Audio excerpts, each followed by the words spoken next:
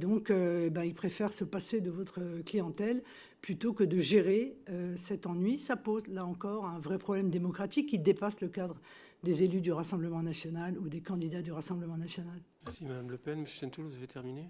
Non, j'ai encore quelques questions, si vous me l'autorisez, Monsieur le Président. Vous nous avez dit, en début d'audition, que vous aviez toujours contrôlé l'origine des fonds qui vous ont été versés. Non, vous ne l'avez pas dit. Vous n'avez pas contrôlé l'origine des fonds qui vous ont été versés à chaque fois que vous avez contracté un prêt. Monsieur Saintoul, pardon, mais je ne suis pas présidente de la République quand je suis candidate à la présidentielle. La personne qui vérifie l'origine des fonds, c'est ma banque, parce que c'est l'obligation légale qui lui est faite. Je n'ai absolument aucun moyen d'investigation pour connaître, l'origine des fonds. Donc il n'y a que Tracfin, qui en fait sûrement état d'ailleurs à nos services de renseignement,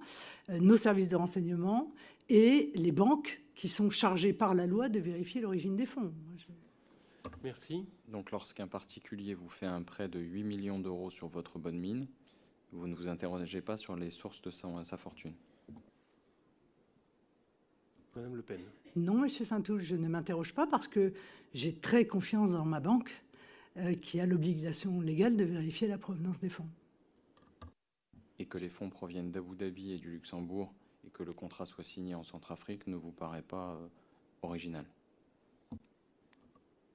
Monsieur Saintoul, encore une fois, il s'agit d'un Français qui a un compte en banque aux Émirats arabes unis. Il aurait pu avoir un compte en banque, après tout, aux États-Unis. Je pense que ça vous aurait moins perturbé.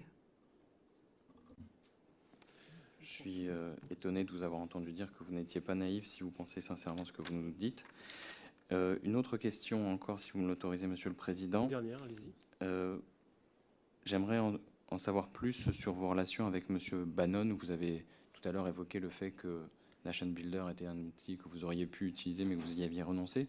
En revanche, Monsieur Bannon a mis en place Cambridge Analytica.